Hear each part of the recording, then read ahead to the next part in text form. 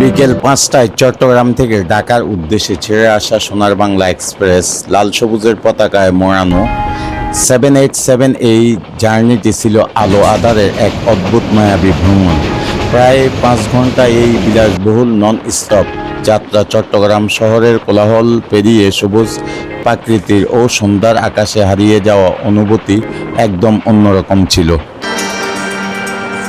স্টেশনের কোলাহল ছেড়ে ট্রেনের এই গতি আর জানালার বাইরের অপরূপ সৌন্দর্য ফ্রেম বন্দি করার জন্য আমি বন্ধুরা ক্যামেরাটা হাতে নিলাম।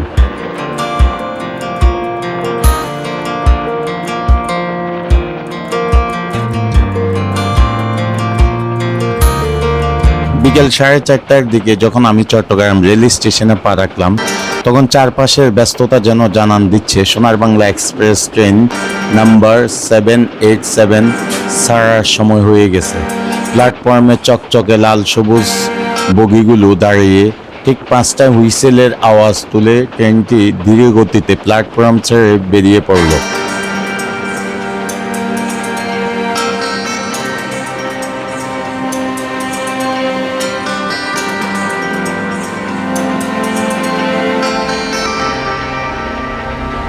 বন্ধুরা, ইট পাথরের জঙ্গল পিছনে পেলে আমাদের ট্রেনটি যখন সীতাকুণ্ডের দিকে ছুটছে, তখন জানালার পাশে দৃশ্যগুলো যেন জীবন্ত হয়ে উঠল। দূরের পাহাড়ের সারি সারি আর এক পাশে বঙ্গোপসাগরের আভাস, সাথে গোধূলির রক্তিময় আভা, সব মিলিয়ে অসাধারণ এক দৃশ্য। ট্রেনের ঝাঁকুনি, আরামদায়ক জার্নিতে স্নিগ্ধতা, এসি চেয়ার বসে বাইরের এক ক্যানভাস দেখতে দেখতে মনে হচ্ছিল সময় যেন থমকে গেছে।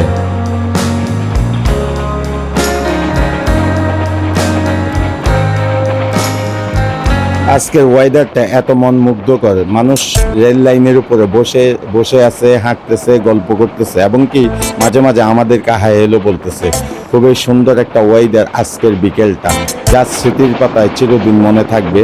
আর মানুষের কোলাহল দেখে রেল লাইনের উপরে মনটা কেমন যেন ঢেউ খেলতেছে আনন্দে।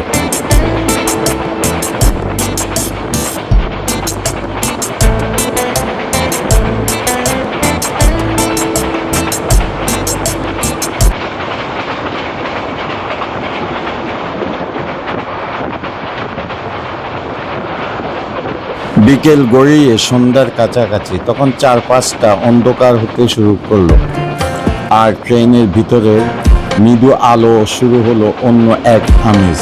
ক্যান্টিনের সার্ভিস থেকে রাতের খাবার প্যাকেট দিয়ে গেল। গরম গরম চায়ে চুমুক দিতে দিতে ট্রেনের ধুলুনি উপভোগ করার অনুভূতি দারুণ।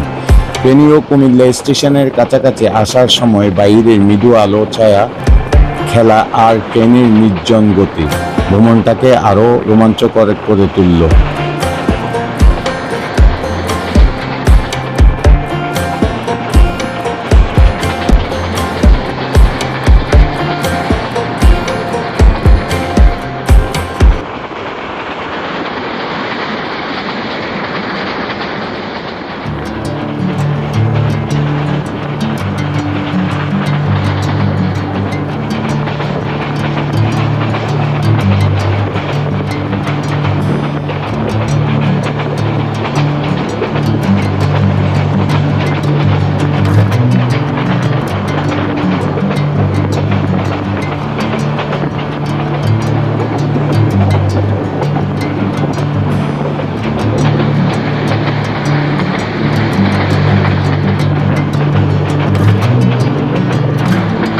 দেখতে দেখতে বিকেল গড়িয়ে সন্ধ্যা। পাহাড়ের ফাঁক দিয়ে সূর্যের লুকোচুরি আর খোলা আকাশের রং পরিবর্তনের খেলা। ট্রেনের জানালা দিয়ে মৃদু চোখে শুধু চেয়েছিলাম।